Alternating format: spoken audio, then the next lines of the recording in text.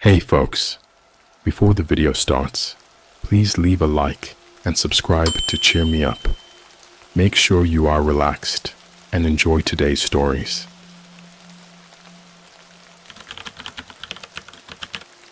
I ordered alien blood of the deep web. I think I might got addicted. Alright guys, so here's a story I never thought I'd share.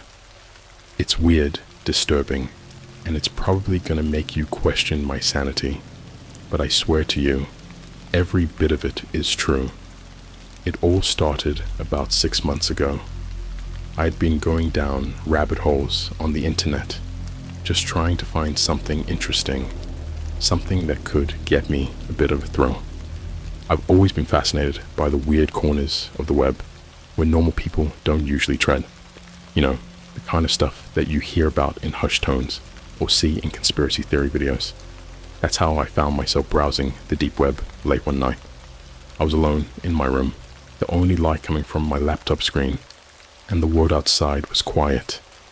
You know how it feels when you're doing something you shouldn't? That electric thrill mixed with dread. Yeah, that was me. I'd been scrolling through forums and marketplaces that advertised things ranging from fake IDs to, well, much darker stuff. And then I saw it. An ad for something called alien blood.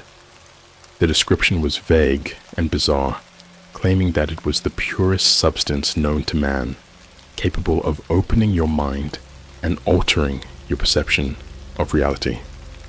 It sounded like total BS, some sci-fi junk, but I was intrigued.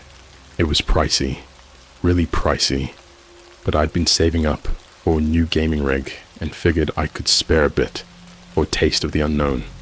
Call it curiosity or stupidity. Either way, I was hooked by the idea. Ordering it was a process in itself.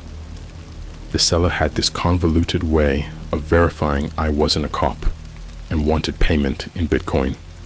I was skeptical, but after hours of back and forth messages, I finally managed to place the order.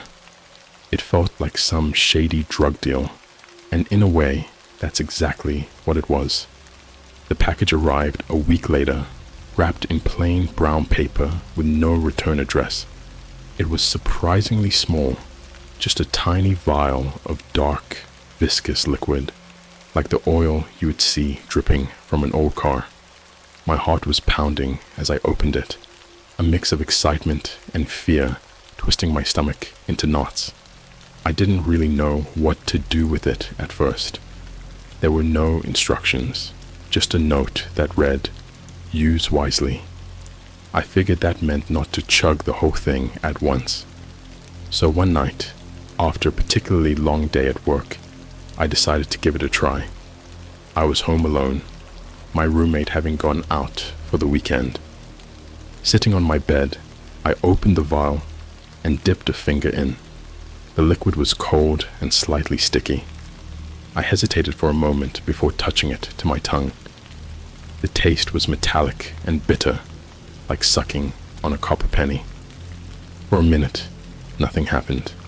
I was about to write it off as a hoax when I started feeling it. It began as a slow warmth spreading from my tongue down my throat and into my chest. I felt a lightness, as if gravity had loosened its grip on me. Colors in the room seemed to pulse and breathe, my vision swimming in kaleidoscopic patterns. It was unlike anything I had ever experienced. There was a clarity to it, like I could see the world for what it truly was, a tapestry of interconnected lives and choices. My senses were heightened, every sound crisp and clear, every shadow alive with hidden meaning. But then, things took a darker turn. My skin began to crawl, as if thousands of tiny insects were skittering just beneath the surface. The air felt thick and suffocating. I tried to stand, but my legs gave out, and I collapsed onto the floor, convulsing. Panic surged through me, and I realized that whatever this stuff was, it was far more potent and dangerous than I had bargained for. I must have blacked out, because the next thing I remember is waking up on the floor, drenched in sweat. My head was pounding, and my mouth was dry, but there was this lingering sense of euphoria, an afterglow that was both seductive and terrifying. I wanted more. Over the next few days, I found myself obsessing over it. I couldn't shake the feeling it had given me, that glimpse into another reality. It was like nothing else mattered. Work, friends, family, they all faded into the background noise. All I could think about was getting another hit. I tried to fight it, telling myself it was just a one-time thing, a mistake. But the craving gnawed at me, an itch I couldn't scratch. So I did what any addict does. I justified it. Just one more hit, I told myself, to see if it really was as powerful as I remembered. That's how it starts, isn't it? Just one more hit, one more taste, and before you know it, you're spiraling down a path you can't escape. I didn't want to admit it then, but I was already in deep, and the worst was yet to come. I ordered more. The transaction was easier this time, the seller recognizing me as a returning customer. The package arrived quicker too, as if the universe was conspiring to feed my growing addiction. I knew I was playing with fire, but the thrill, the pull of the unknown, was too strong to resist. Little did I know, I was about to plunge headfirst into a nightmare from which there would be no waking. That second vial came much faster than the first, arriving just a few days later. This time, the anticipation felt different, more urgent, more desperate. I was jittery when I opened it, like a kid on Christmas morning. My hand shook, and I almost dropped the damn thing. I remember thinking about how easy it would be to just pour the whole thing down the sink and walk away. A fleeting thought, quickly drowned out by the allure of that alien substance. My life had become a series of countdowns to the next hit, everything else blurring into a fog of irrelevance. The second time, I knew what to expect. I sat up in my room, making sure all the doors were locked. The weather outside was dismal, gray clouds threatening rain, which matched the atmosphere I was living in. I closed the blinds, wanting to be alone with the experience. Dipping my finger in the vial again, I was struck by the familiarity of the sensation as I tasted it.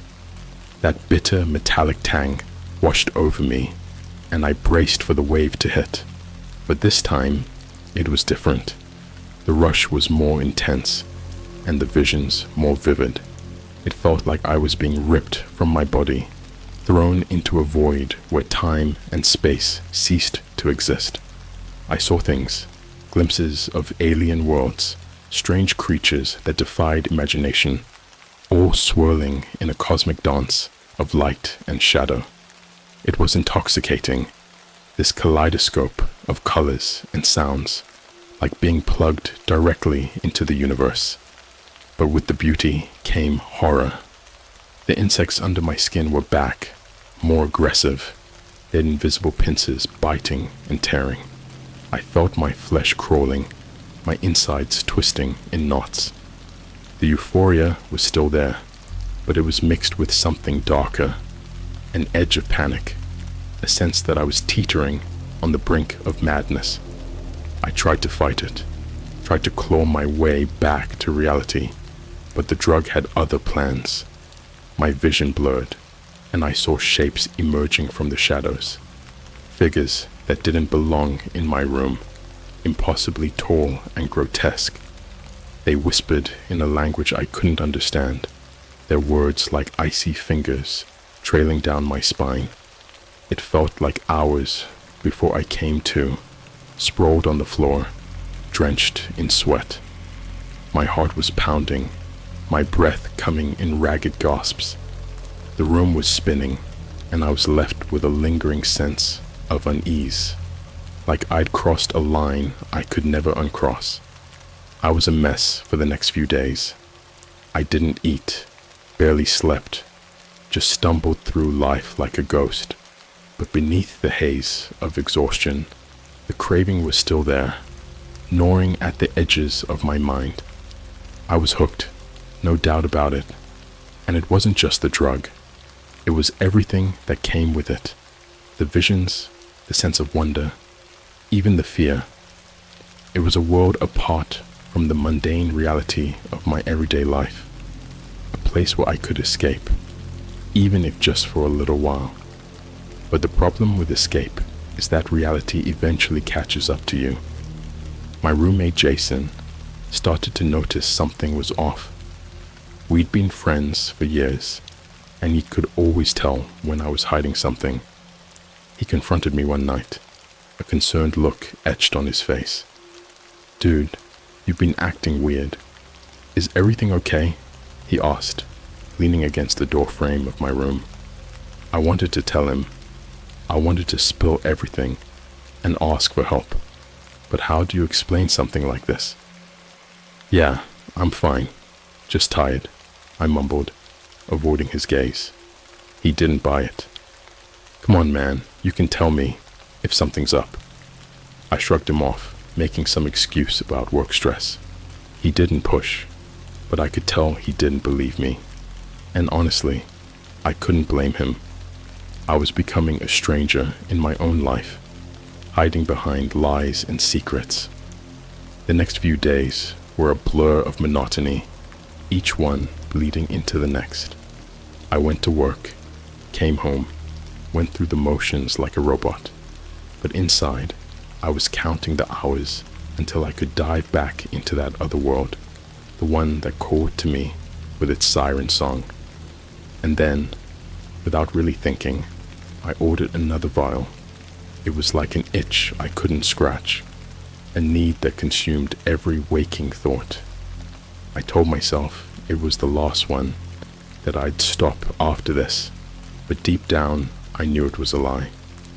I was in too deep, and there was no turning back. This time, the package arrived in a plain envelope, tucked under my doormat. It felt heavier somehow, more ominous.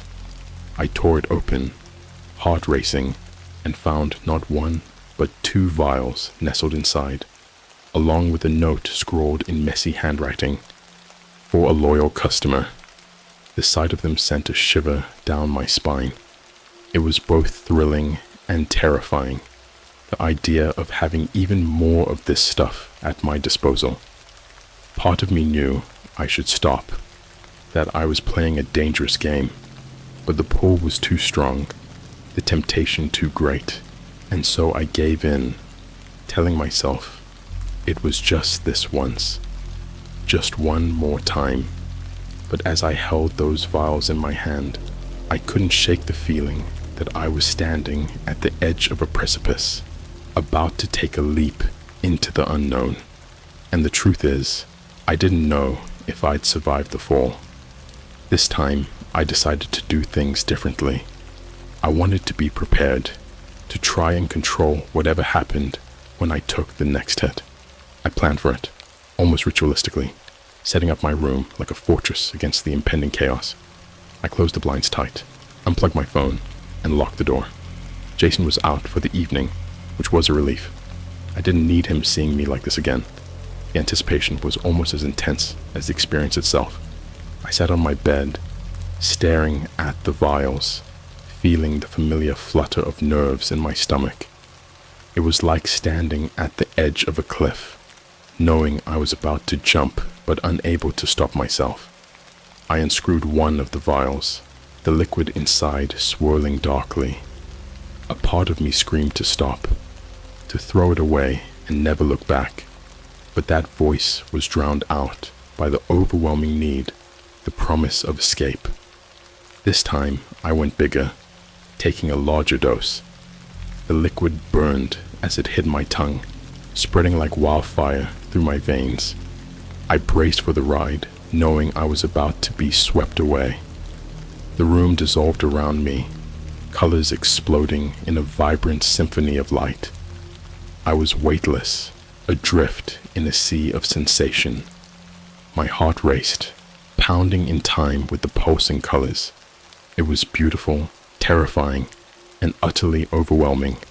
And then, just like before, the darkness crept in. The euphoric high gave way to something more sinister, a creeping dread that slithered through my mind. The shadows in the room twisted and warped, taking on monstrous shapes. I was not alone. The figures were back, their whispering voices clawing at my sanity. They loomed over me, their forms shifting and changing, flickering like faulty holograms. I couldn't understand their words, but their meaning was clear. I didn't belong here. I tried to move, to get away, but my body refused to cooperate. I was paralyzed, trapped in a waking nightmare. Panic clawed at me, threatening to consume me whole. It was like drowning, my thoughts spiraling into a chaos as I fought to surface. The air was thick, suffocating, and I could feel my heart thundering in my chest. The figures closed in, their whispers growing louder, more insistent. And then, in the midst of the chaos, a sharp pain erupted in my head, like a white-hot needle piercing my brain. I screamed, the sound echoing in the void, but no one heard me. No one could save me. I don't know how long I lay there, lost in that hellish landscape, before reality finally reasserted itself. When I came to, the room was dark and silent, the only sound my ragged breathing. I was drenched in sweat, my body trembling with exhaustion. Every muscle ached, and my head throbbed with a dull, persistent pain. But worst of all was the lingering terror, the sense that I had glimpsed something truly horrifying, something I couldn't unsee. I knew then that I was in deep trouble. This wasn't just a high, it was a descent into madness. The alien blood, whatever it was changing me, warping my mind and soul. I was losing myself to it, becoming something else entirely. For the first time since this whole ordeal began, I was truly scared, not just of the visions, but of what I was becoming. An addict, yes, but also something darker, something I didn't understand. But even then, even as I lay there shaking, a part of me craved more. It was a hunger, insatiable and demanding, that gnawed at me from the inside out. The fear was there, but so was the allure, the promise of escape and enlightenment. In the days that followed, I tried to go cold turkey, to wean myself off the alien blood, but it was no use. The cravings were too strong, the pull too intense. I felt like a junkie, trapped in a vicious cycle of desire and despair. I knew I needed help, but I was too ashamed to ask for it. Jason noticed, of course. How could he not? He kept asking me if everything was all right, if I needed to talk, but I couldn't bring myself to tell him the truth. How do you explain something like this? I tried to distract myself, to throw myself into work and normalcy, but nothing seemed to stick. My mind was elsewhere, lost in that otherworldly realm. I couldn't focus, couldn't concentrate. I was spiraling, and I had no idea how to stop. And then, one night, I made a decision that would change everything. It was a moment of weakness, a moment of desperation. I reached for the last vial, telling myself it was the final time, that I'd stop after this. But deep down, I knew it was a lie. The truth was, I didn't want to stop. I didn't know how. As I held the vial in my hand, I couldn't shake the feeling that I was standing on the brink of something truly monstrous, something that would consume me whole. And yet, as always, the pull was too strong to resist. The moment I took that last hit, I knew I had gone too far. The liquid seemed to burn hotter than before, searing its way through my system like molten metal. The transformation was instant, the room warping and bending as I was ripped from reality once more. But this time, it wasn't just the alien landscapes or the shadowy figures that awaited me. It was something much darker, something that lurked just beyond the edge of perception. A presence, malevolent and ancient, that watched me with cold, unblinking eyes. I was pulled deeper into the void, my consciousness stretching and fracturing as I was drawn into its depths. The colors and lights danced around me, a chaotic symphony that threatened to tear me apart. My mind was unraveling, and I was powerless to stop it. And then I heard it, a low, rumbling growl that reverberated through the darkness, rattling my bones. It was a sound of pure malice, a hunger that chilled me to the core. I was not alone in this place. I had never been alone. The presence loomed closer, its form hidden in the shadows, but its intent clear. It wanted me. It wanted to consume me, to swallow me whole and make me part of its eternal nightmare. The fear was palpable, a tangible force that squeezed my heart and stole my breath. I tried to fight it, to claw my way back to reality, but the drug held me in its grip, refusing to let go. My thoughts were a jumbled mess, a chaotic torrent of terror and despair. I was trapped, lost in a world I couldn't escape. The presence spoke then, its voice a whisper that cut through the void like a blade. "You are mine," it said, the words echoing in my mind, leaving me cold and trembling. There was no warmth in that voice, no mercy, only an all-consuming hunger. I could feel it reaching for me, its tendrils wrapping around my mind, pulling me deeper into the abyss. My body was paralyzed, my will shattered. I was at its mercy, and it had none to give. Images flashed before me, scenes of horror and madness that seared themselves into my brain. I saw worlds consumed by darkness, civilizations crushed under the weight of their own hubris. I saw endless suffering, eternal torment, a hellscape without end. And then I saw myself, a puppet dancing on strings, my every action controlled by unseen hands. The realization hit me like a hammer blow. I was a pawn in something much larger, a game I could never hope to understand. Desperation clawed at me, a primal urge to survive driving me forward. I couldn't let it win, couldn't let it devour me. I fought with everything I had, pushing against the tendrils that bound me, struggling to break free. The presence resisted, its grip tightening, but I could feel something shift, a crack forming in its hold. I poured all my strength into that crack, willing it to widen, to shatter the chains that bound me. The void around me shuddered, the shadows flickering and shifting as I fought to reclaim myself. The presence roared, a sound of rage and frustration, but I pushed harder, refusing to give in.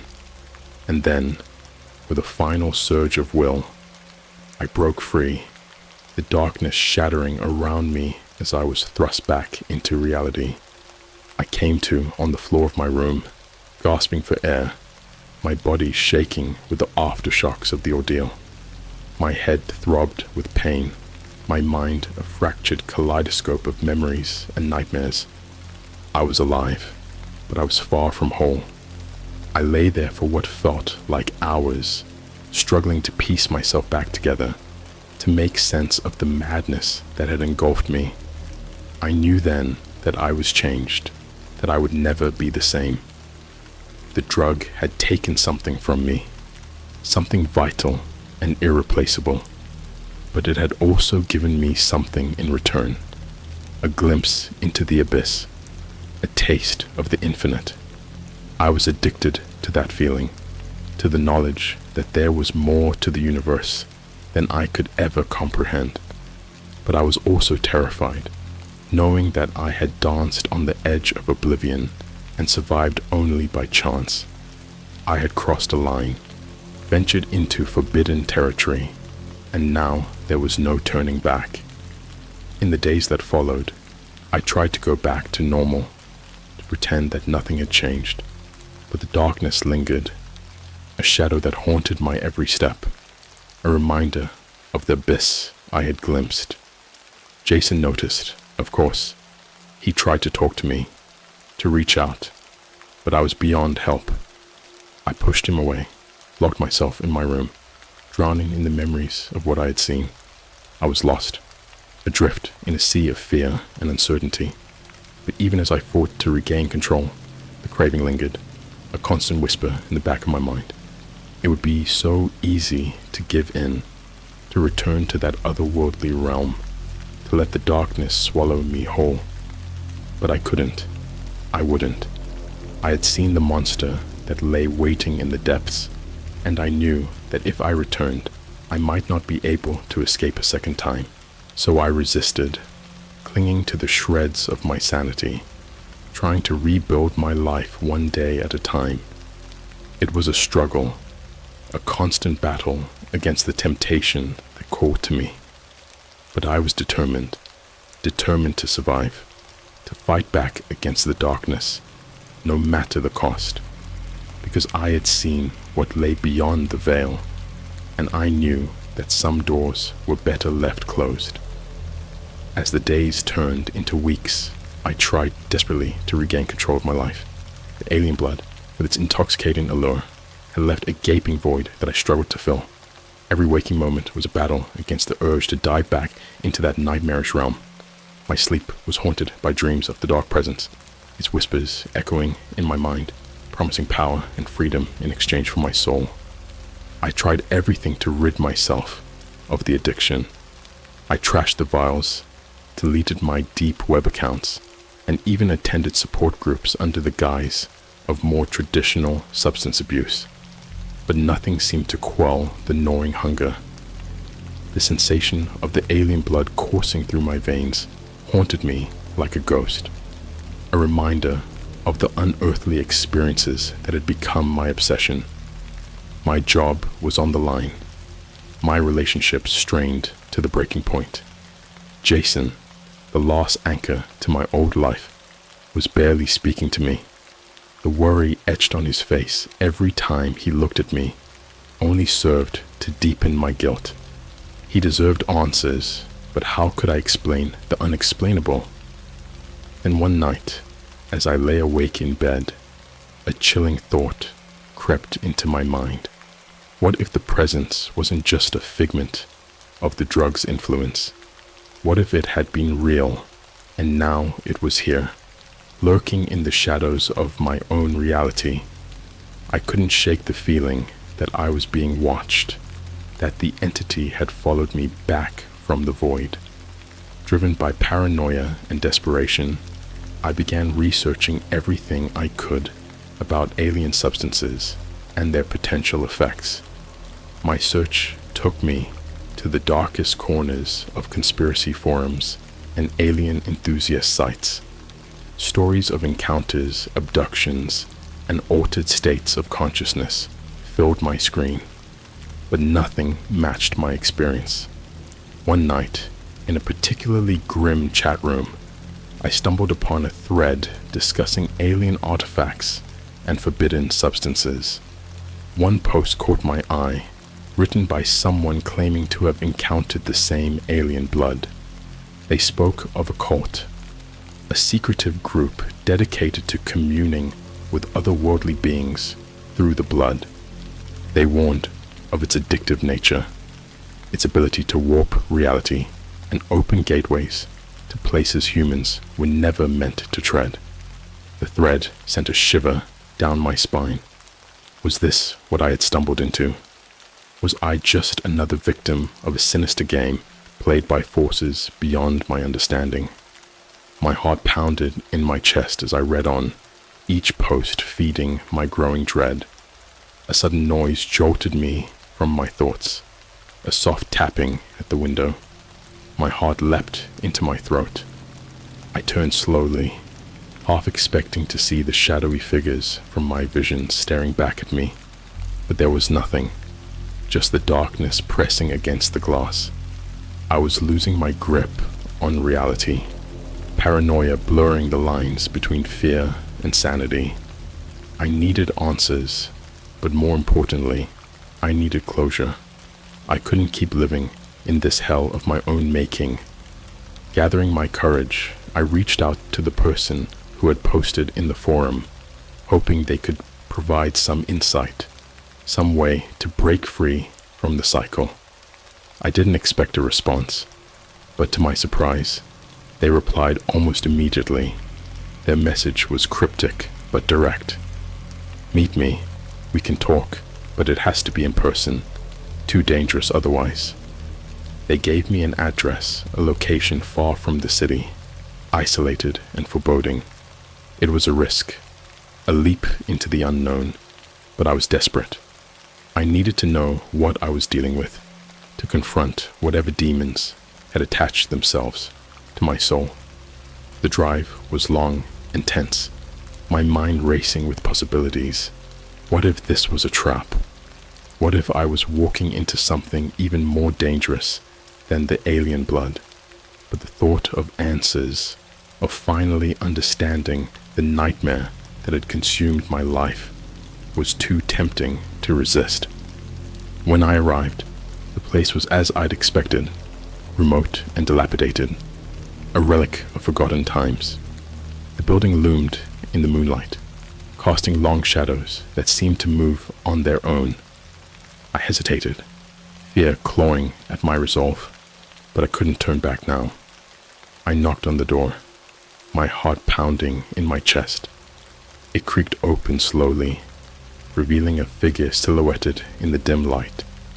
They gestured for me to enter, their face hidden beneath a hood. Inside, the air was thick with incense and the faint hum of electricity. The room was cluttered with strange artifacts, alien symbols etched into the walls, and bookshelves overflowing with ancient tomes. The figure finally spoke, their voice calm, but carrying an edge of urgency. "You've tasted the blood. You've seen what it can do. It's a gateway, a bridge to other realms." I nodded, unable to find my voice. "You're not the first to fall into its grasp, nor will you be the last. But you must understand the presence you felt. It's real. It's always watching, waiting for those who seek its power." I shuddered, the weight of their words sinking in. How do I stop it? How do I break free? The figure hesitated and handed me a small vial filled with a shimmering, iridescent liquid. "This is an antidote of sorts. It will sever your connection, close the door you've opened. But be warned, it's not without risk." I took the vial, feeling its cool weight in my hand. It was a lifeline, a chance to reclaim my life. But as I stood there, a part of me resisted. The allure of the alien blood, the taste of the infinite, was still there, whispering in the back of my mind. "Once you take it, there's no going back," the figure continued. "You'll be free, but you'll also be cut off from everything you've seen. It's your choice." The drive home was a blur, my mind wrestling with the decision. The antidote was my salvation, but it was also a door closing forever on the unknown. Could I live with that? In the end, I knew I had to choose life, sanity, and reality over the intoxicating pull of the abyss. I couldn't let myself be consumed, not by the presence, not by the drug.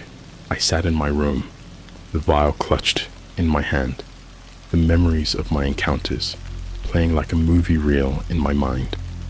The decision was clear, yet my hand trembled as I brought the vial to my lips.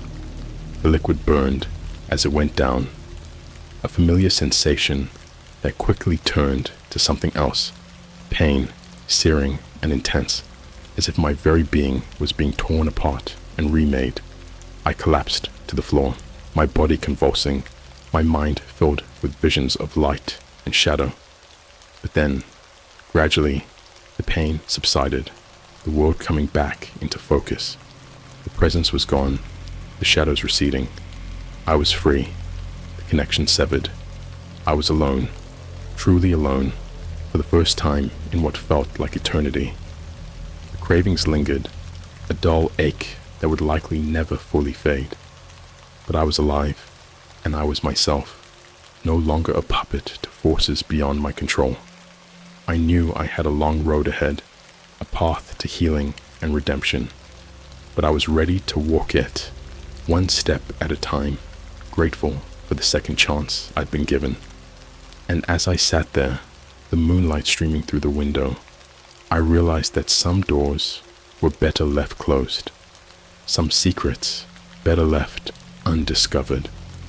I had danced with darkness and survived, but I knew the shadows were always watching, waiting for those foolish enough to seek their embrace, and I would never be one of them again.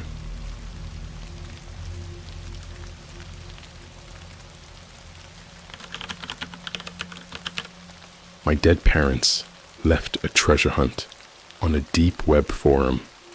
Finding it was the worst decision of my life. I need to start this by saying I never thought I'd write anything like this. I always considered myself a normal guy, living a pretty average life. I had a decent job, a small but cozy apartment, and a few close friends. Life was simple until the day I found the letter from my parents. To give a little backstory, my parents passed away in a car accident when I was 16. Losing them was devastating. I was too young to fully grasp the weight of the loss and spent years in a haze, barely getting by emotionally. After their passing, I moved in with my aunt, who did her best to raise me, but it was never quite the same. About a year ago, I was going through some of my parents' old things that I had stored away in my closet. I guess I just wanted to feel close to them again. That's when I stumbled across a small, dusty box labeled for Alex. My heart skipped a beat. I didn't remember seeing this before, and I was pretty sure my aunt hadn't mentioned it. Inside the box was a single envelope addressed to me in my dad's handwriting. I felt a wave of nostalgia mixed with a sense of dread as I opened it. The letter was short but cryptic. It said, "Dear Alex, if you're reading this, it means we've passed on. There's something we never got to tell you. We left behind a series of clues, a treasure hunt of sorts that leads to something very important. We hope you find it when you're ready. Start where the light never shines. Love, Mom and Dad." I sat there for what felt like hours, just staring at the letter. It felt like they were speaking to me from beyond the grave, and that thought alone sent chills down my spine. I didn't know what to make of it, but curiosity got the better of me. The phrase, "where the light never shines," kept echoing in my mind.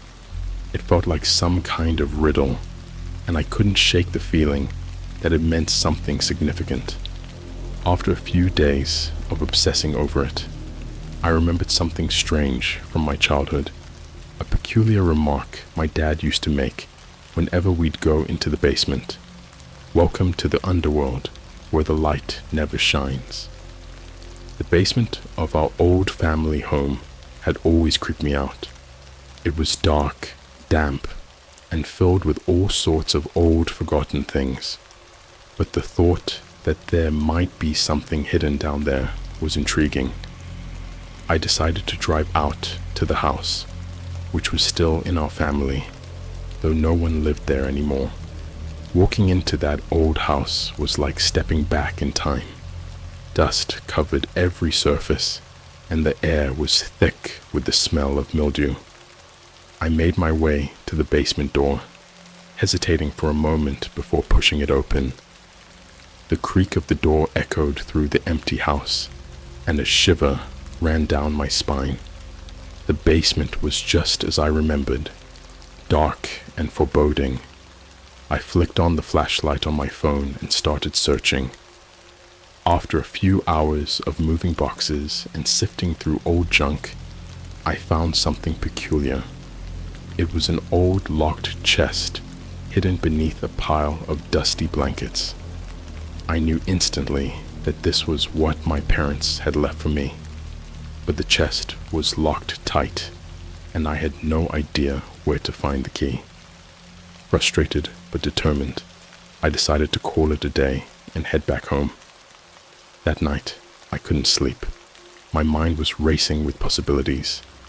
What could be in that chest? Why had my parents gone through so much trouble to hide it?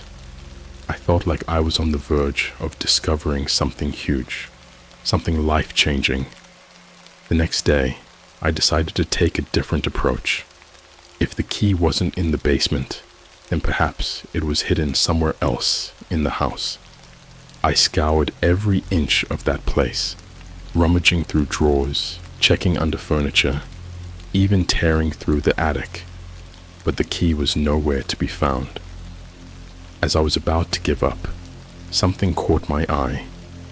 It was a small piece of paper tucked behind a picture frame on the living room wall.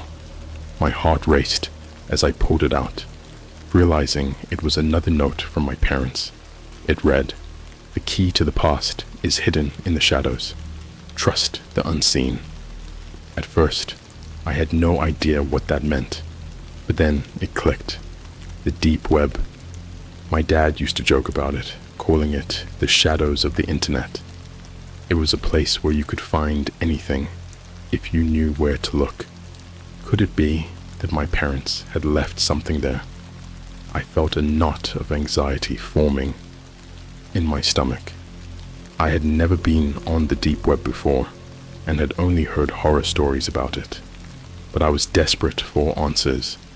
I needed to know what my parents had hidden and why it was so important. After a bit of research, I figured out how to access the deep web using Tor. My hands were shaking as I navigated the murky depths of the internet, unsure of what I was looking for. Hours passed without any leads, and I was about to give up when I stumbled upon an old forum thread titled "The Hunt." The thread was filled with cryptic messages and references to something called the Legacy. It didn't make much sense at first, but one post stood out. It was from a user named Ghost Hunter, and it read, "To those seeking the Legacy, the path begins with the unseen. Follow the clues and unlock the truth." I had no doubt that this was connected to my parents' treasure hunt, but I still didn't understand what the Legacy was or why it was hidden on the deep web. I spent the next few days scouring the forum for any useful information, slowly piecing together bits of the puzzle. Each clue led to another, each more perplexing than the last. I found myself diving deeper into the dark web, encountering all sorts of bizarre and disturbing content. It was like falling down a rabbit hole into a twisted, alternate reality. The deeper I went, the more I began to question everything I knew about my parents. Why had they involved themselves in something so dangerous and secretive? And what exactly was the Legacy? One night, as I was about to log off and take a break from the madness, a new message appeared in the thread. It was from Ghost Hunter again, and it said, "Congratulations, Alex. You've come this far. But beware, for the truth may be more than you can handle. If you're ready to uncover the Legacy, follow the path to where the darkness meets the light." It felt like the room was closing in on me. How did this person know my name? Panic surged through me, but a strange curiosity kept me going. I had to know what my parents were hiding, no matter how dangerous it might be. Little did I know, that decision would lead me down a path of terror and despair, unraveling a truth so horrifying that I wish I'd never found that letter in the first place. But there was no turning back now. The darkness had me in its grip, and it wasn't letting go.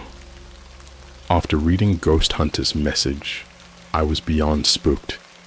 The idea that someone out there knew my name and was watching my progress through the treasure hunt made my skin crawl.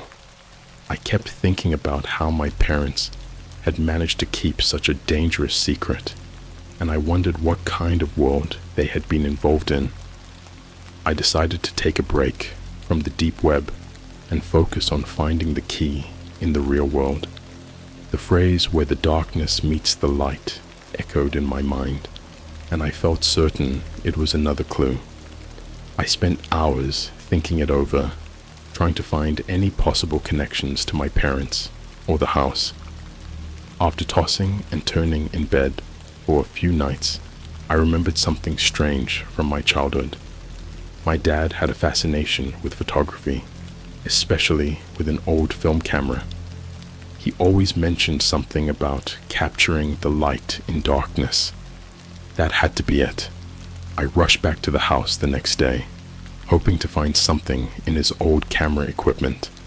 As I rummaged through his old cameras and film rolls, I came across a roll of undeveloped film, hidden away in a battered leather case. My heart raced. This had to be it. I took the film to the nearest photo lab, hoping they could develop it quickly. I remember sitting in the waiting area, bouncing my leg up and down, unable to sit still. I kept thinking about how this simple film roll could hold the key to the mystery my parents had left behind. Finally, the lab technician handed me an envelope with the developed photos. I could barely contain my excitement and anxiety as I walked back to my car. My hands trembled as I opened the envelope and spread the photos across the passenger seat. Most of the pictures were just ordinary family photos, birthdays, vacations, and other happy memories. But then, my eyes landed on one photo that seemed different. It was a picture of our basement, but something about it was off. There was a shadow in the corner of the room that shouldn't have been there. It looked like there was something hidden behind the shelves in the photo. I couldn't understand why my parents would have taken a picture of the basement, let alone hide it in an undeveloped film roll. With a sense of urgency, I sped back to the old house and rushed down to the basement, flashlight in hand. I cleared away the clutter and dragged the shelves away from the wall. There, behind the shelves, was a small concealed door. I was overwhelmed with a mix of fear and excitement. My parents had gone to great lengths to hide this door. As I reached for the handle, I noticed the door was locked with a rusty padlock. I immediately thought of the locked chest I had found earlier. Perhaps this was the key to opening that chest. Desperate to uncover the truth, I decided to search for a tool to break the padlock. I found a crowbar in the garage, and with a few hard swings, I managed to snap the lock open. The door creaked open to reveal a narrow, dark passage leading further into the depths of the house. I stepped inside, my heart pounding in my chest. The passage was cold and damp, and the air smelled musty and old. I walked cautiously, my flashlight flickering slightly as I moved forward. After what felt like an eternity, the passage opened into a small, dimly lit room. In the center of the room was a table covered in papers and photographs. My parents' faces stared back at me from the photos, but they were younger than I remembered. They seemed to be involved in some sort of clandestine operation, meeting with strange people in shadowy locations. The documents on the table were filled with cryptic codes and symbols, things I couldn't begin to decipher. But one thing stood out, a map with a red X marked in the middle of nowhere. Scribbled next to it were the words, "The legacy must remain hidden." I felt a chill run down my spine as I realized my parents had been part of something much larger and darker than I had ever imagined. They had left behind more than just a treasure hunt. They had left behind a legacy that someone, somewhere, was determined to protect or exploit. As I sifted through the papers, I heard a noise behind me, I whipped around, my flashlight beam cutting through the darkness, but saw nothing. My paranoia began to skyrocket. I felt like I was being watched, even though I was alone. The oppressive silence of the room was suffocating, and I realized I had stumbled into something far more dangerous than I had bargained for. Feeling overwhelmed, I grabbed as many of the papers as I could carry and hurried back through the passage to the main part of the house. I knew I needed to analyze them somewhere safe, away from prying eyes. As I left the house, I couldn't shake the feeling that I was being followed. Back at my apartment, I locked the door and drew the blinds, determined to crack the mystery. I spread the papers across the table, trying to make sense of the cryptic notes and diagrams. My parents had been involved in something deep, something involving the dark web and maybe even illegal activities. One of the documents mentioned a name I had seen before on the deep web, Ghost Hunter. My blood ran cold as I realized whoever this person was, they had been a part of my parents' secret life. As I dug deeper, a notification popped up on my laptop. It was a message on the same forum from Ghost Hunter. "You've come this far, Alex, but you're in over your head. The legacy is not for the faint of heart. Tread carefully, or you might not like what you find." The message sent a shiver down my spine. How did they know I had found the documents? Who was watching me? I felt like a pawn in a game much bigger than myself, and the stakes were higher than I could have ever imagined.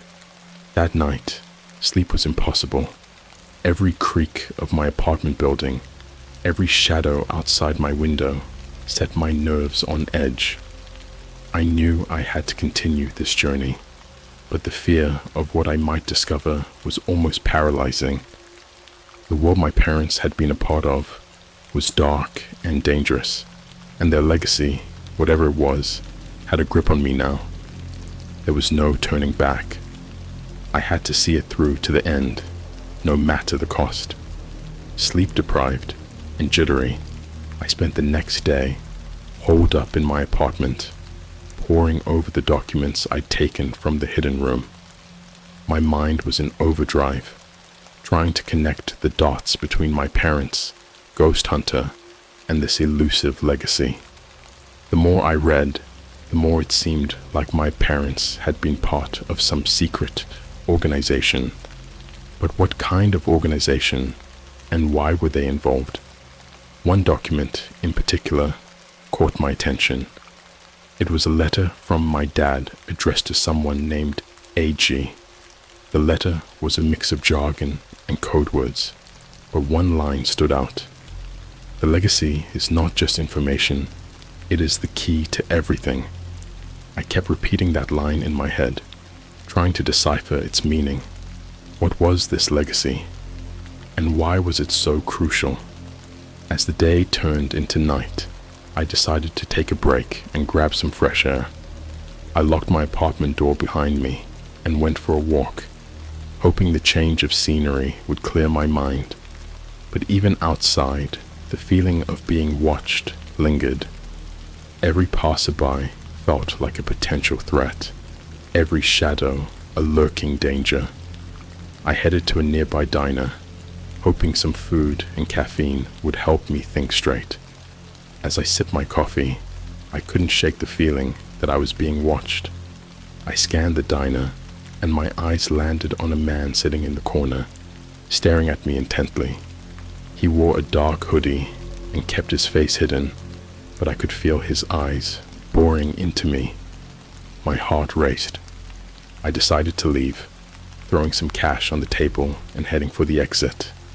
As I walked out, I could sense the man following me, keeping a distance but matching my pace. Panic set in, and I quickened my steps, turning corners and ducking into alleys to lose him.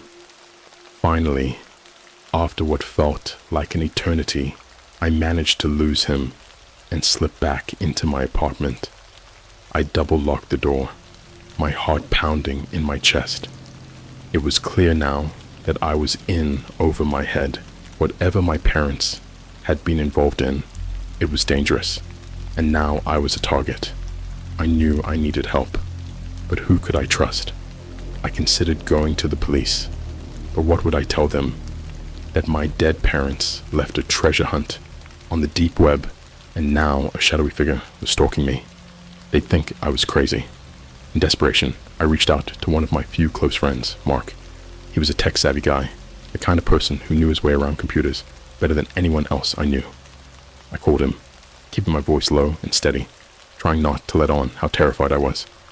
"Mark, I need your help," I said, explaining the situation as best as I could without sounding like a lunatic. He listened patiently, and to my surprise, he didn't dismiss me as crazy. Instead, he seemed intrigued. "This sounds serious, Alex," he said. "Bring what you have over to my place. Let's see if we can figure this out." I packed up the documents and drove to Mark's apartment, constantly checking my rearview mirror to make sure I wasn't being followed. Once there, we laid everything out on his dining table and began piecing the puzzle together. Mark was a genius when it came to code breaking and puzzles. He analyzed the documents with a critical eye, picking up on things I had missed. As we worked through the night, something became increasingly clear. My parents had discovered something they weren't supposed to. "This legacy," Mark said, pausing as he decrypted another coded message.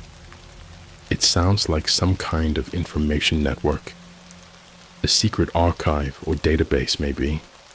Something that holds power over, well, it could be anything. Governments, corporations, criminal syndicates." The thought made my blood run cold. Had my parents uncovered some kind of global conspiracy? And if so, why had they kept it hidden? As the sun began to rise, we made a breakthrough. One of the codes referenced a location, an old warehouse on the outskirts of the town. I remembered seeing the address on one of the maps in the hidden room. "We need to go there," Mark said, excitement and fear lacing his voice. Whatever this legacy is, it might be there. Every instinct told me it was a bad idea, but I couldn't shake the feeling that this was what my parents wanted me to find. I owed it to them to see this through, no matter the danger. We packed some gear, flashlights, crowbars, and a couple of other essentials, and headed out to the warehouse. The drive there was tense, the reality of what we were doing sinking in. We were about to uncover something my parents had risked their lives to protect. The warehouse was a decaying structure on the edge of the town, surrounded by overgrown weeds and rusting fences. It looked abandoned, but there was an unsettling aura about it, like something dark lurked within its walls. Mark and I approached cautiously, scanning for any signs of life. The doors were locked, but with a little effort and a crowbar, we managed to pry one open and slip inside. The air was stale, and the interior was dimly lit, with rays of sunlight barely piercing through the cracked windows. The warehouse was filled with old crates and machinery, long forgotten and covered in dust. We moved carefully, our footsteps echoing in the vast, empty space. Then we found it, a hidden room at the back of the warehouse, much like the one in my parents' house. The door was locked, but Mark managed to pick it with a surprising ease. As we entered, the gravity of the situation hit me like a punch to the gut. Inside the room were rows of servers and computers, humming quietly. Papers were strewn everywhere, just like at the house. But this time, there was something else. A large safe in the corner, ominously closed and locked tight. Mark went straight to work on the computers, trying to access whatever data was stored there.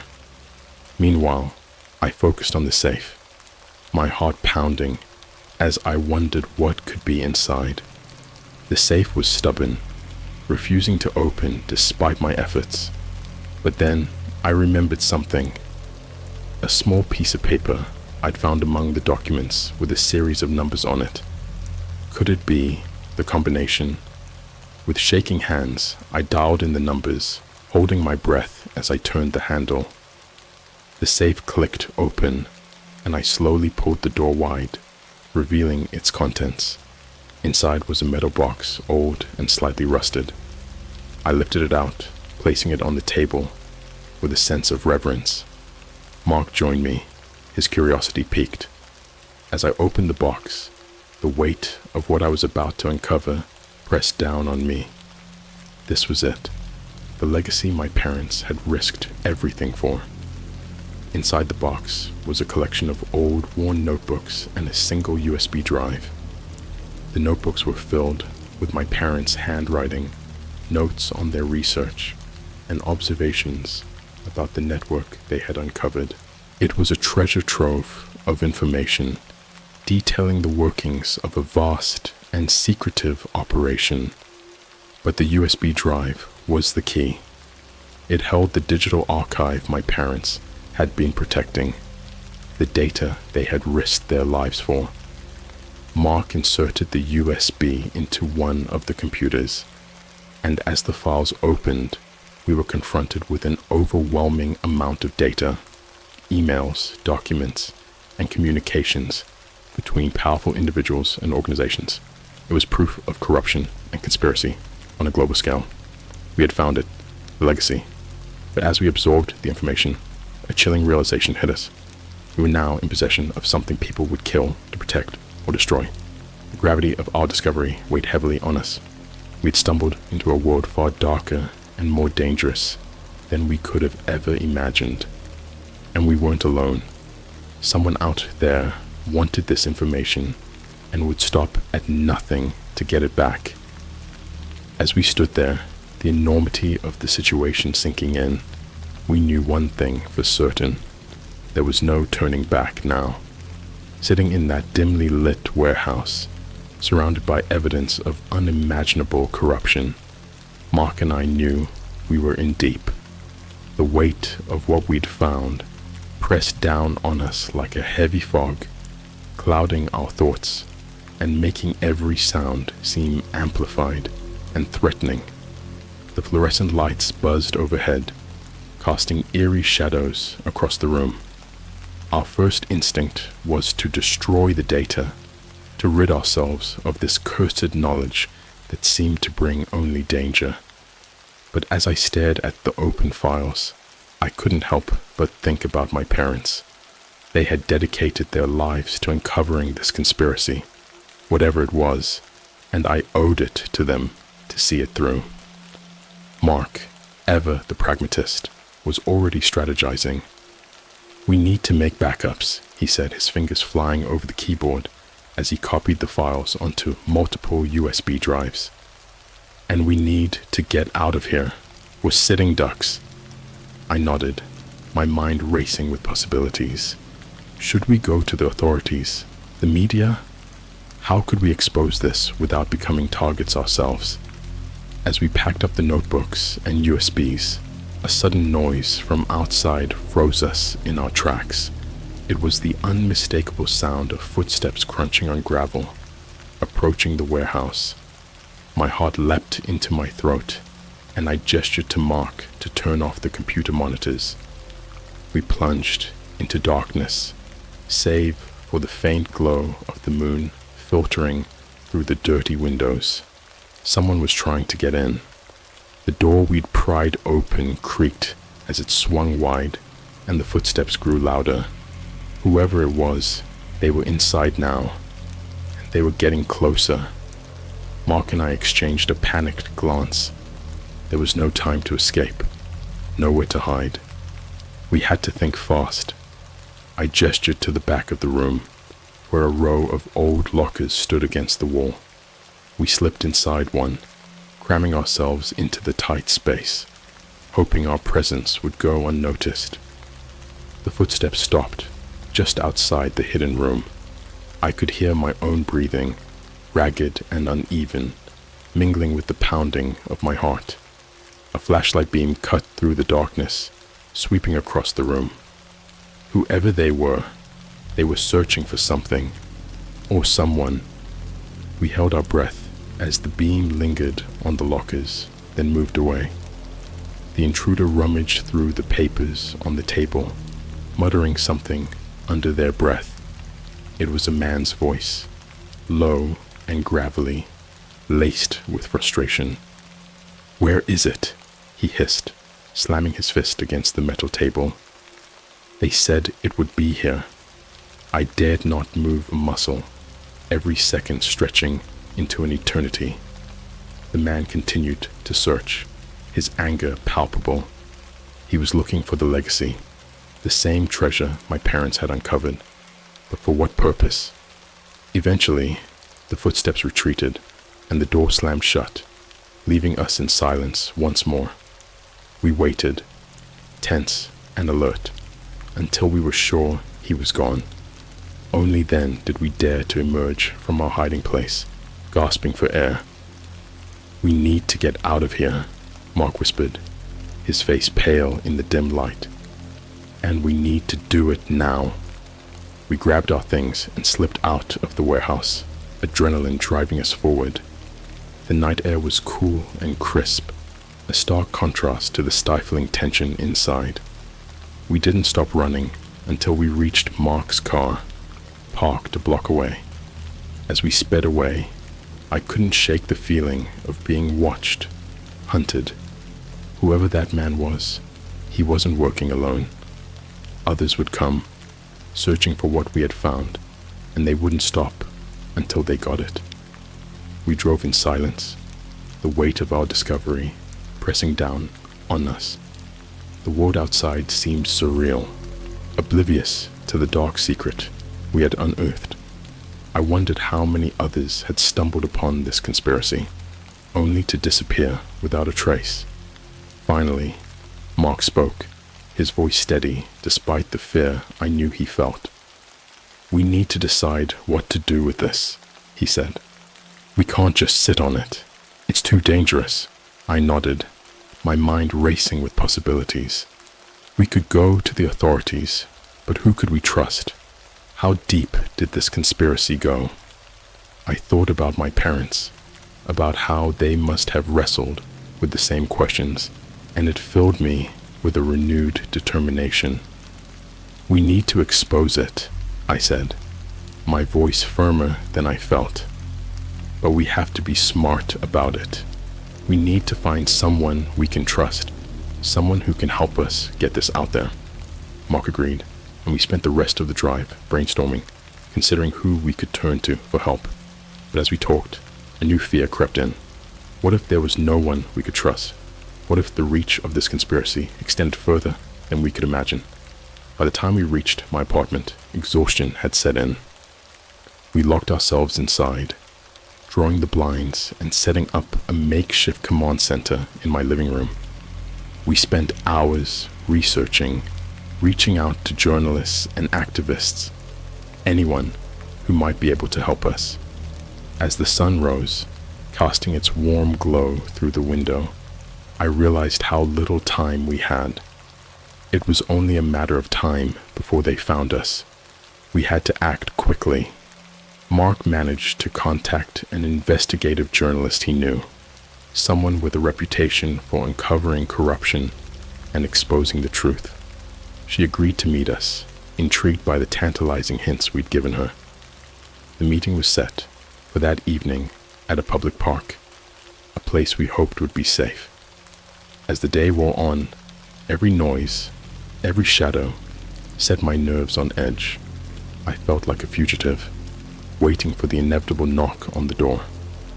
Finally, the time came, and we made our way to the park, clutching our precious evidence.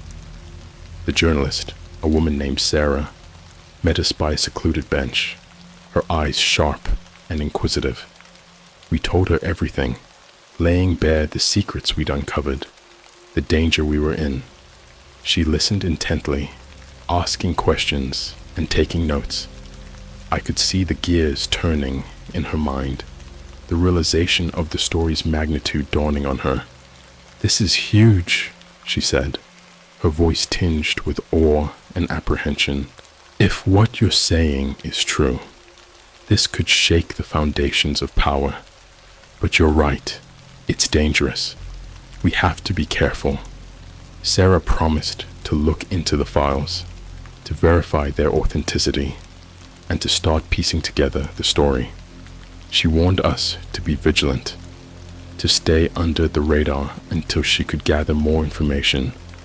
As we parted ways, I felt a glimmer of hope. We had taken the first step toward exposing the truth, toward honoring my parents' legacy. But the danger was far from over. We had poked a hornet's nest, and the repercussions were sure to follow. Mark and I returned to my apartment, exhausted but resolute. We knew we had to stay one step ahead, to be prepared for whatever came next. But as I lay in bed that night, sleep eluding me once more, I couldn't shake the feeling of impending doom. We had uncovered a dark secret, one that would stop at nothing to protect itself. And as much as I wanted to believe we were doing the right thing, I couldn't help but wonder if we'd sealed our own fate. The storm was coming, and all we could do was hold on and hope to survive the fallout. The days that followed our meeting with Sarah were filled with anxiety and anticipation. Mark and I took turns watching the street from my apartment, eyes peeled for any sign of unusual activity. I spent hours by the window, jumping at every car that slowed or pedestrian that lingered too long. Sleep was a distant memory, replaced by the constant hum of adrenaline and fear. Sarah kept us updated as she delved into the files.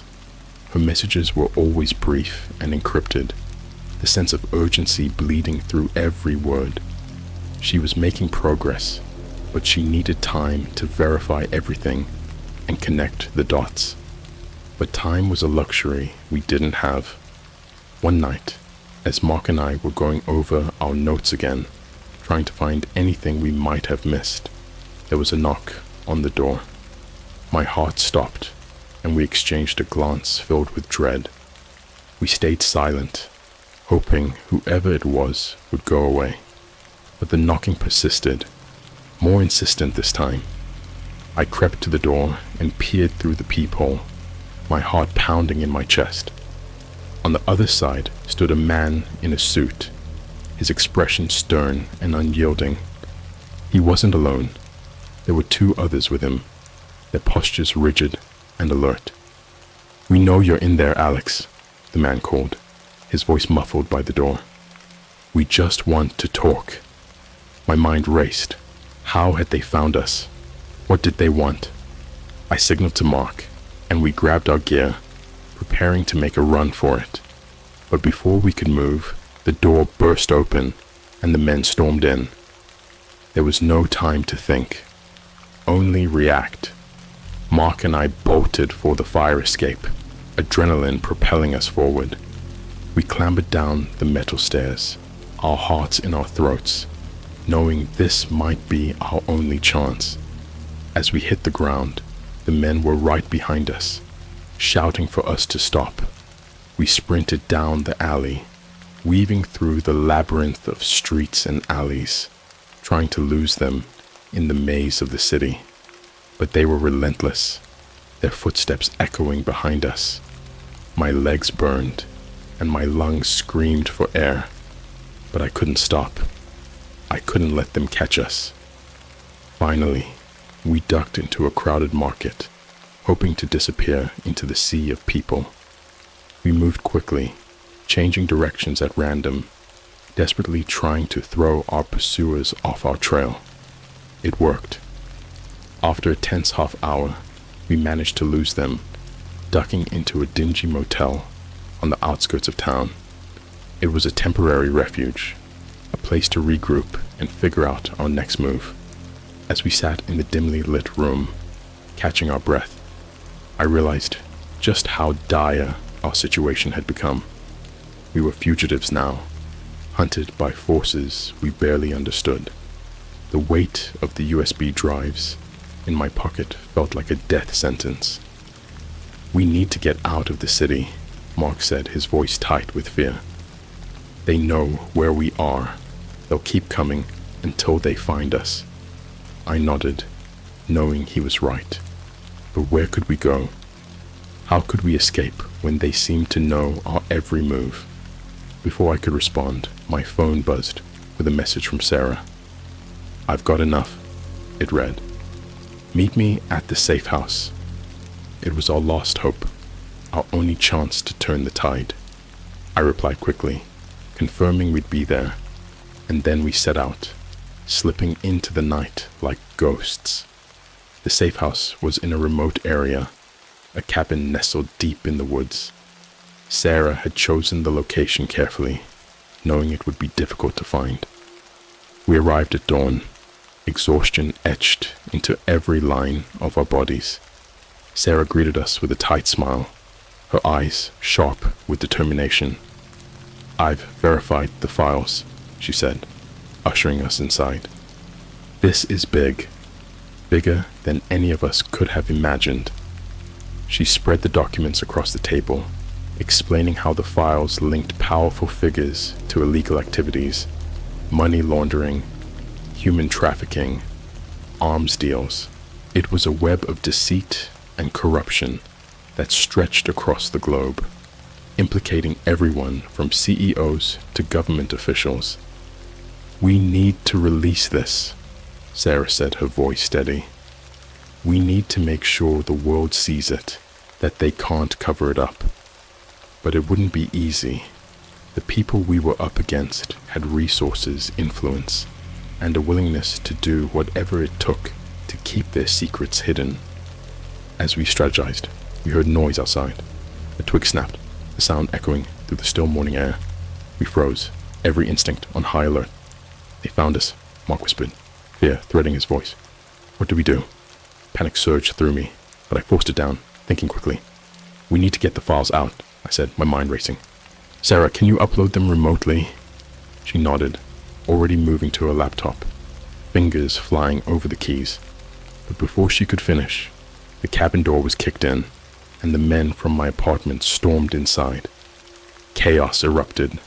Mark lunged at the intruders, trying to buy Sarah time, while I grabbed a nearby chair, swinging it wildly. The room filled with the sound of struggle, the tension snapping like a taut wire. In the chaos, Sarah managed to hit send, the files uploading to the cloud. A failsafe we'd set up in case of this exact scenario. But the men were closing in, their intent clear and deadly. We fought with everything we had, desperation driving us, but we were outnumbered and outmatched. As one of the men raised a gun, I braced for the end, knowing we'd done everything we could. But then, a blaring alarm cut through the chaos, followed by the sound of approaching sirens. Sarah had triggered an alert, calling in reinforcements from a nearby safe house. The men hesitated, then bolted, disappearing into the woods like shadows. We were left in the wreckage side of the cabin, bruised and shaken, but alive. As the authorities arrived, securing the area and ensuring our safety, I felt a strange mix of relief and dread. We had exposed the conspiracy, but at a terrible cost. In the weeks that followed, the files we'd uncovered were released to the public, sparking investigations and arrests. The world was forced to confront the dark truths we'd uncovered, and change, slow and painful, began to take root. But for Mark, Sarah, and me, the fight wasn't over. We knew there were others like us, people who had stumbled upon secrets meant to stay hidden, and we knew we had a responsibility to protect them, to ensure the truth would always come to light. We had become more than just pawns in a game. We were warriors, fighting for a legacy bigger than ourselves. And as we moved forward, I felt my parents' presence with me, guiding me, urging me to keep fighting. Their legacy was now ours, and we would do whatever it took to honor it, no matter the cost.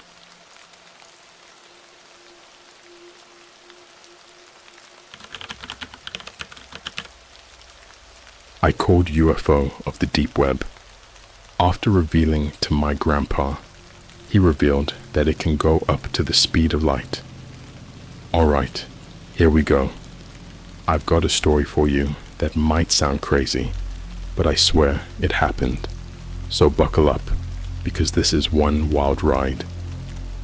A few months ago, I was in a weird place in my life.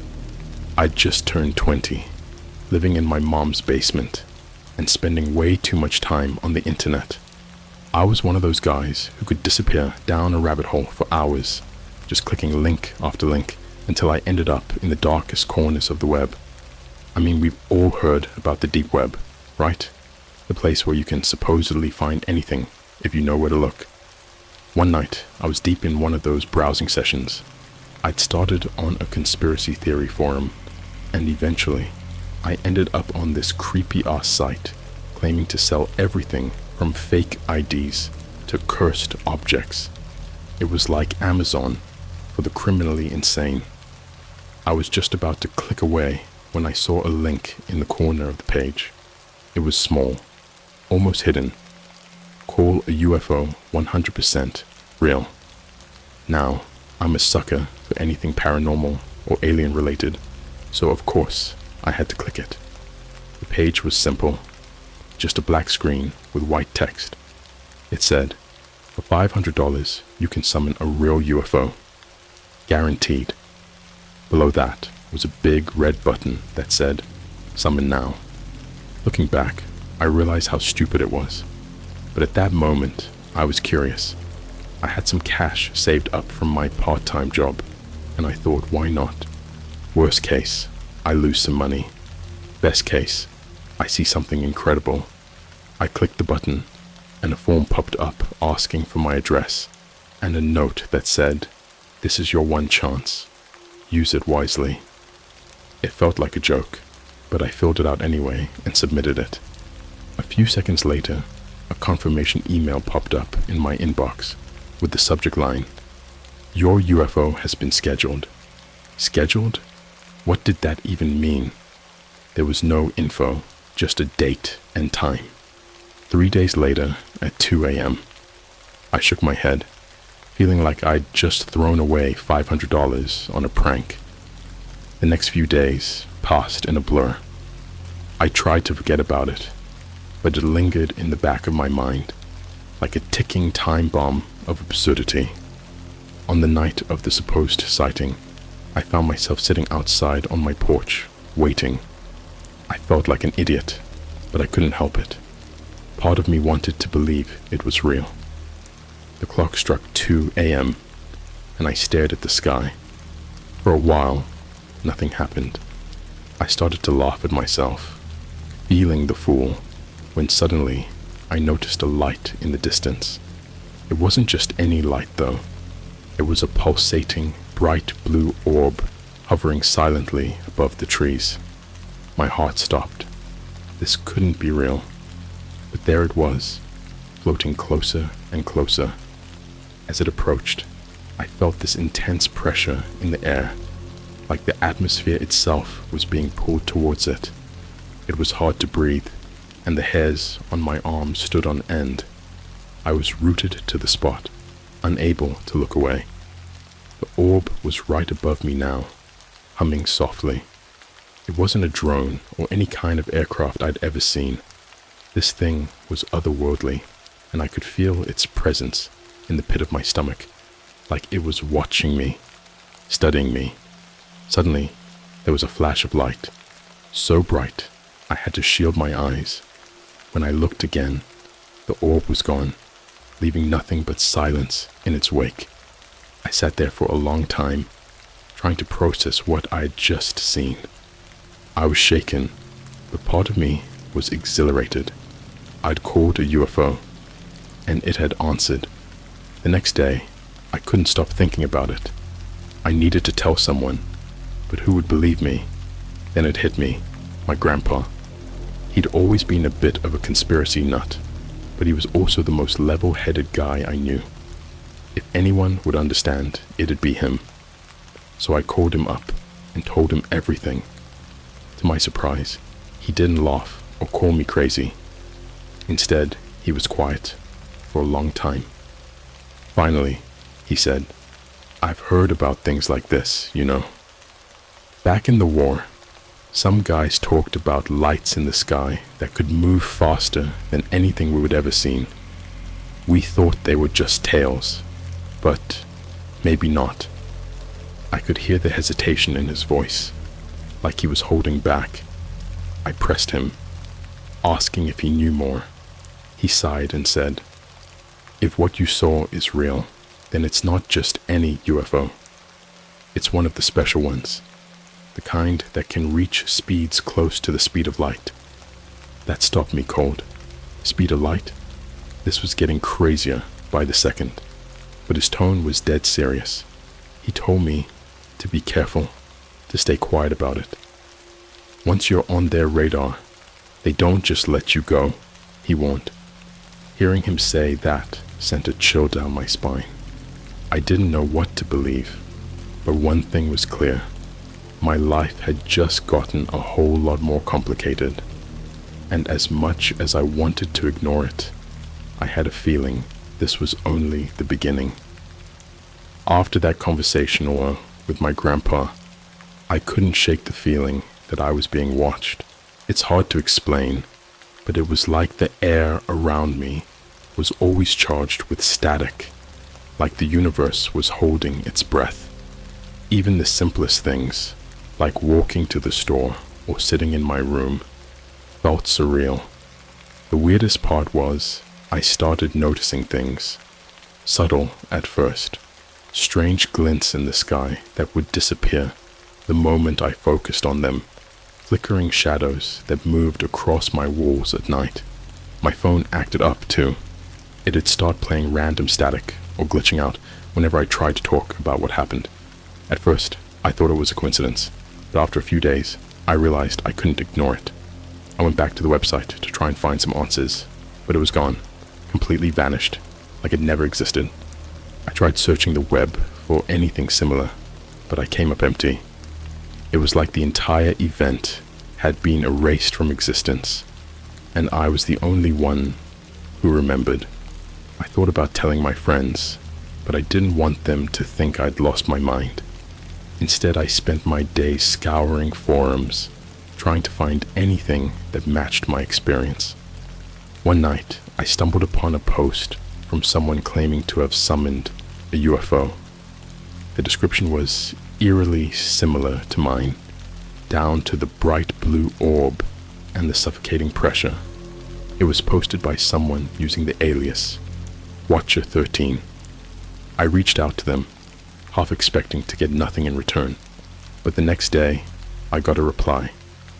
"Meet me at the old drive-in on the edge of town, midnight. Come alone." That was it. No signature, no explanation. I was skeptical. It screamed setup, like something straight out of a bad horror movie, but curiosity won out. I needed to know if I was going insane or if there were others like me. The drive-in was abandoned years ago, a perfect meeting place for shady dealings or the occasional urban legend. By day, it was nothing more than a cracked parking lot with a decaying screen, but at night, it had this eerie vibe, like the ghosts of old films still lingered in the air. That night, I drove out there, the whole time feeling a mix of excitement and dread. My headlights cut through the darkness, revealing nothing but emptiness and the occasional tumbleweed. I pulled up to the lot and killed the engine, listening to the oppressive silence that surrounded me. I waited, nerves on edge, checking my phone to see if I had missed anything. Midnight came and went, and there was no sign of Watcher 13. I was about to give up and go home when I noticed a figure emerging from the shadows, moving slowly toward me. My heart pounded in my chest as the figure approached.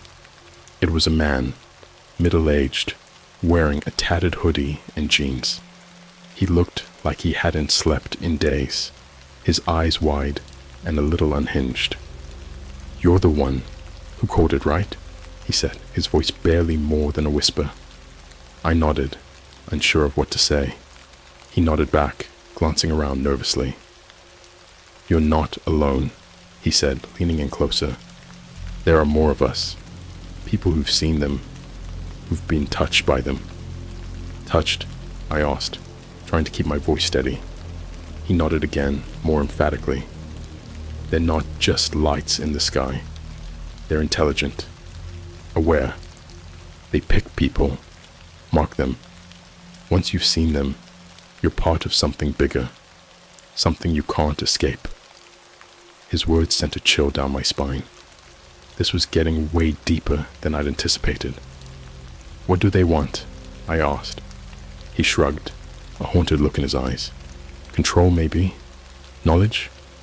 All I know is, once you're marked, you can't ever be free. You'll always feel them, watching, waiting." I wanted to believe it was just paranoia, but deep down, I felt the truth in his words. "Have you seen them again?" I asked. He laughed, a dry, humorless sound. "Every night.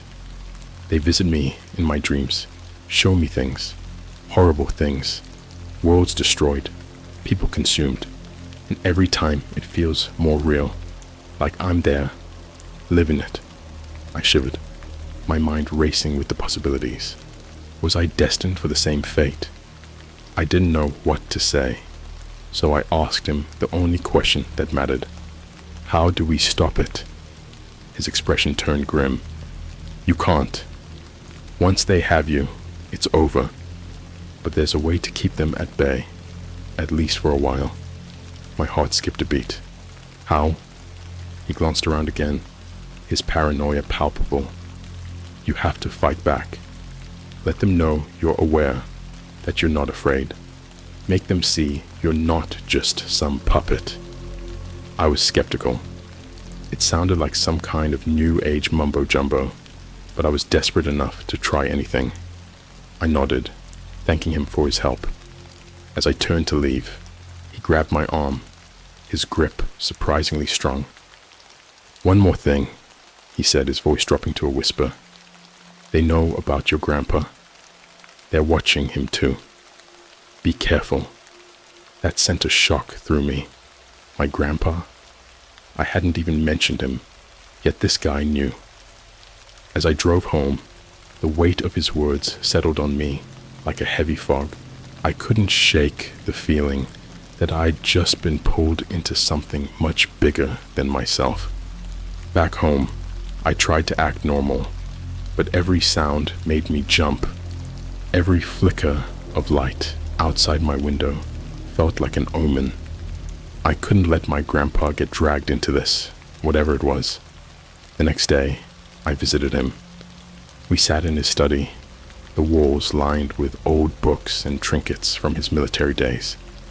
I told him everything Watcher 13 had said, my words spilling out in a frantic rush. He listened, his expression grave.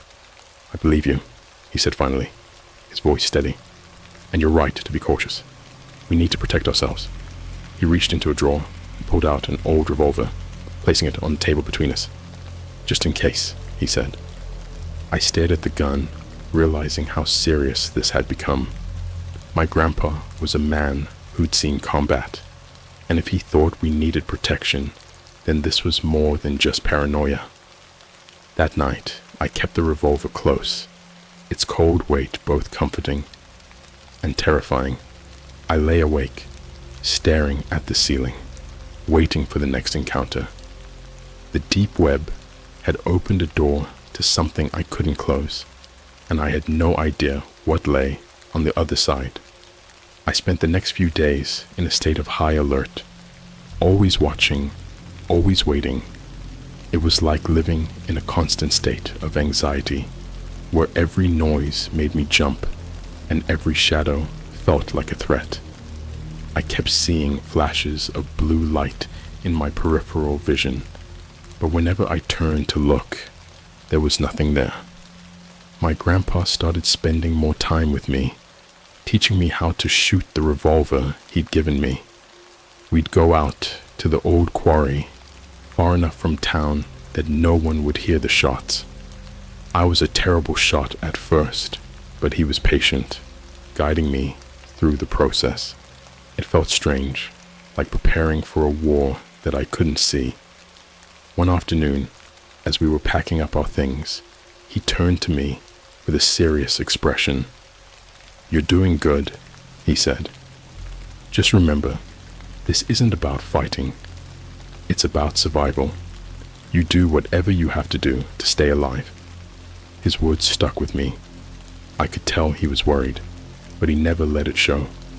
I admired that about him, his strength, his calm in the face of danger. It made me feel a little safer, knowing he had my back. That night, I was lying in bed, staring at the ceiling, when I heard a faint tapping sound. It was coming from my window, soft and rhythmic. My heart skipped a beat. I lay still, listening, hoping it was just a branch in the wind. The tapping continued, growing louder, more insistent. I reached for the revolver on my nightstand, my hands shaking. I crept over to the window, the floorboards creaking under my weight, and peered through the blinds. At first, I saw nothing but darkness. Then slowly, shapes began to emerge. Figures, standing silently in the yard, their faces obscured by shadow. There were 5 of them, maybe more, and they were all looking up at me, their eyes glowing a soft, unnatural blue. Panic surged through me. I stumbled back, nearly dropping the gun. The figures didn't move, didn't make a sound. It was like they were waiting for something, biding their time. I didn't know what to do. My mind raced, trying to remember what Watcher 13 had told me. "Fight back," he'd said. "But how do you fight something like this?" Taking a deep breath, I threw open the window and pointed the gun at the figures. "Go away," I shouted, my voice cracking. "Leave us alone." For a moment, nothing happened. Then the figures began to dissolve, fading into the night like mist. The air shimmered where they had stood, leaving an electric hum in their wake. I slammed the window shut, my heart pounding in my chest. I didn't sleep at all that night, too scared to close my eyes. When dawn finally broke, I felt like a zombie, exhausted and on edge. The next morning, I went to see my grandpa, hoping he'd have some answers. He listened carefully as I recounted the previous night's events, his expression growing more concerned with each word. "They're testing you," he said finally, "trying to see how far they can push you before you break." I nodded, feeling a chill run down my spine. "But why? What do they want?" He shook his head. "Power, control.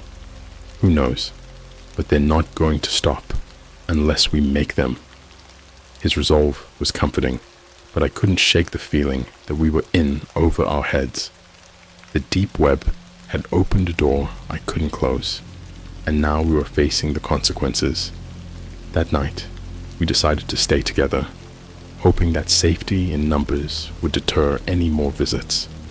We set up camp in his living room, the revolver within arm's reach. The hours ticked by slowly, every creak of the house making us jump. Just past midnight, the air shifted. I could feel it, like a change in pressure, a subtle warning. My grandpa must have felt it too, because he sat up, alert. We listened, straining to hear any sign of intruders. Then came the noise, a low, humming sound that seemed to resonate in my bones. It grew louder, filling the room, drowning out everything else. My grandpa grabbed the gun and motioned for me to follow him to the window. Outside, The yard was bathed in an eerie blue light, the same color as the orb I'd seen that first night. It hovered silently, its surface shimmering with a strange iridescent glow. And standing beneath it were the figures, more of them this time, their eyes fixed on us. I felt paralyzed, unable to move or speak. My grandpa, however, seemed to know what to do. He stepped forward, holding the gun steady. "Leave us alone," he shouted, his voice strong and commanding. The orb pulsed, the light intensifying, and I heard a voice inside my head. It wasn't like any voice I'd ever heard, cold and emotionless like a machine. "You cannot escape," it said. "You are ours." My grandpa fired a shot, the sound deafening in the night. The bullet seemed to hit an invisible barrier, stopping mid-air before falling harmlessly to the ground. The orb pulsed again, and the figures advanced, moving closer. Panic surged through me, but I fought it down. I had to do something. I remembered Watcher 13's advice, to let them know I was aware, that I wasn't afraid. I stepped forward, standing next to my grandpa, and shouted, "You won't control us." For a moment, nothing happened. Then the light began to fade, the figures retreating back into the shadows. The humming ceased, leaving behind an eerie silence. We stood there, hearts pounding, until we were sure they were gone. My grandpa lowered the gun, his hands shaking. "That was close," he said, his voice hoarse. I nodded, trying to process what had just happened. We'd faced them, and somehow we'd made them retreat. But I knew this wasn't over. They'd be back, and next time, they'd be stronger. The deep web had led me into a nightmare, one that I couldn't escape. But with my grandpa by my side, I knew I wasn't alone.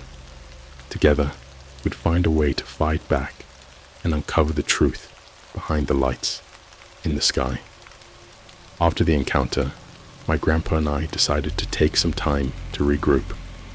We needed answers, something more than wild theories and paranoia.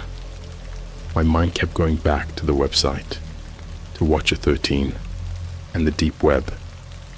I knew there had to be more out there, but I was wary of what I might uncover.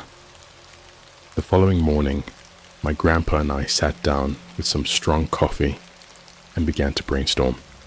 He suggested we try and find others who had experienced the same thing.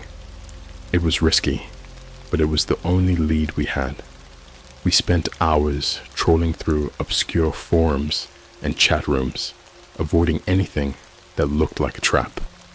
Eventually, we found a small community of people who claimed to have experienced similar events, sightings of strange lights, mysterious figures, and unexplained phenomena. We reached out to a few of them, hoping someone might have useful information. One response caught our attention, a man named Elias. He claimed to have had experiences eerily similar to mine and was willing to meet in person. It was risky, but we were desperate for answers. We arranged to meet Elias at a diner on the outskirts of town, a quiet spot where we could talk without being overheard. He was easy to spot, a tall, thin man with a nervous energy, his eyes constantly darting around the room as if expecting something to jump out at him.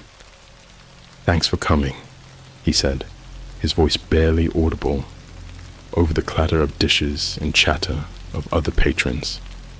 "It's not often I meet others who've been marked." We exchanged stories, sharing details of our encounters. His were even more intense than mine, dreams that felt like memories, visions of other worlds, and a persistent feeling of being watched. "It's like they're trying to merge their reality with ours," Elias said, his hands trembling slightly as he sipped his coffee. "They want us to see things their way, to understand them."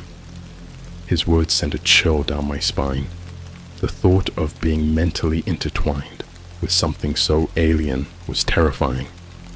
"Have you found a way to stop it?" I asked. Elias shook his head. "No, but I've learned to manage it. Keep my mind busy, stay active, and don't let them get inside your head. They feed off fear and chaos. If you stay calm, it's harder for them to break through." It wasn't much, but it was something. A sliver of hope in an otherwise dark situation. We thanked Elias for his help, and as we left, he handed us a slip of paper with a cryptic message. "The key lies in the frequencies. Tune them out, and you'll find peace." I wasn't sure what he meant, but it gave us a new direction to explore. As we drove back, my grandpa and I discussed the possibilities. What if there was a way to block them, to shield our minds from their influence? We needed to look into it, and quickly. That night, we pored over articles and scientific papers, diving into the world of frequencies and sound waves. It was overwhelming, but one thing kept popping up: binaural beats. They were said to influence brainwaves, potentially altering perceptions and blocking external stimuli. It was a long shot, but it was worth trying.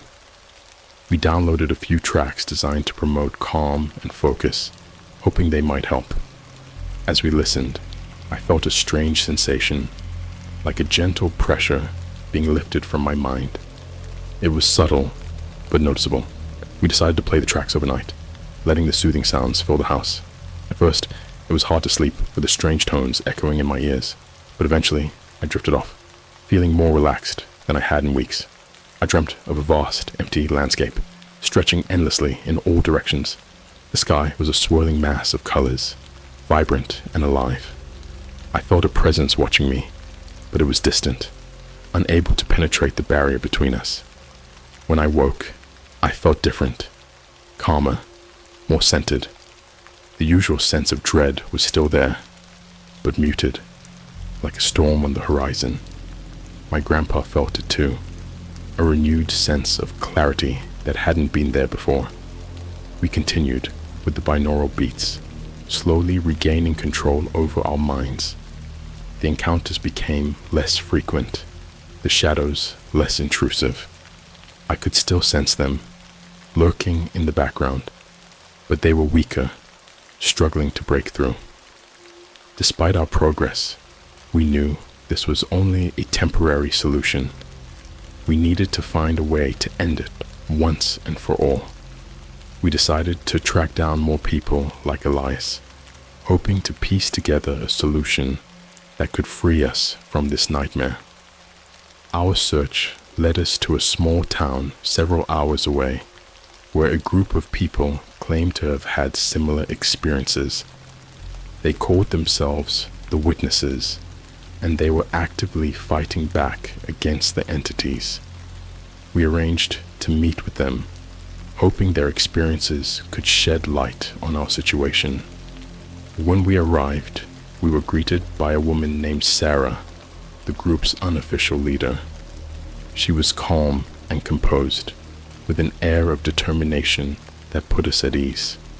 Sarah explained that they'd been tracking the entities for years, documenting every encounter and analyzing the data. They believed the entities were trying to bridge the gap between dimensions, using marked individuals like us as conduits. She showed us their research, pages filled with notes, diagrams, and photos. It was overwhelming, but it gave us hope. They'd developed a device, a small handheld machine designed to disrupt the entity's frequencies, severing their connection. Sarah offered us one of the devices, along with instructions on how to use it. It was a prototype, untested, but it was our best shot. We thanked her and the rest of the group, promising to stay in touch and share any findings. As we drove home, I felt a sense of purpose. We had a plan, a way to fight back and reclaim our lives. The road ahead was uncertain, but I knew we were moving in the right direction. That night, we sat in the living room, the device on the table between us.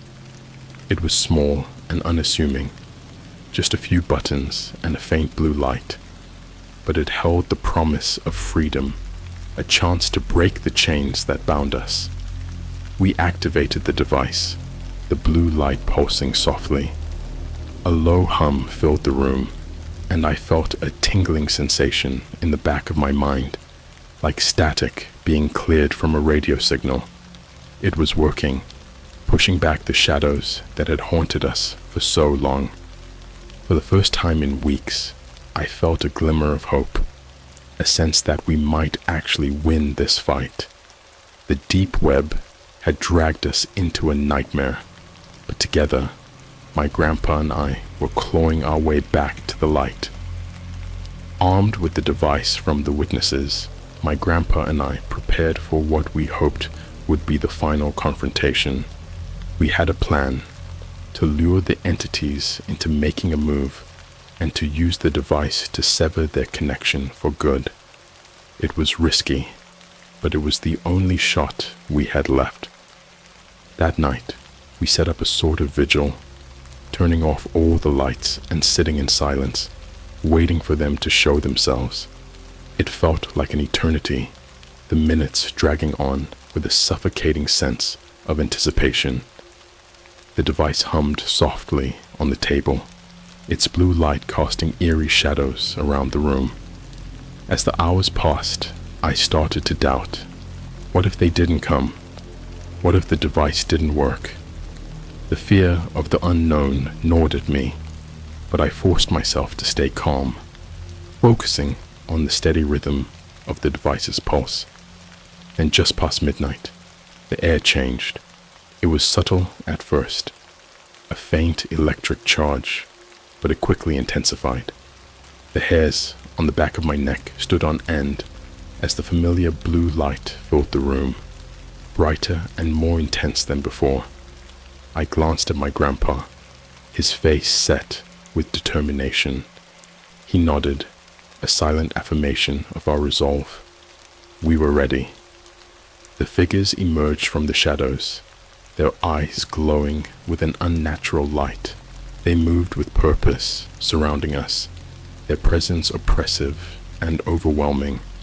The orb hovered above them, its surface shimmering with energy. I reached for the device, my hands trembling.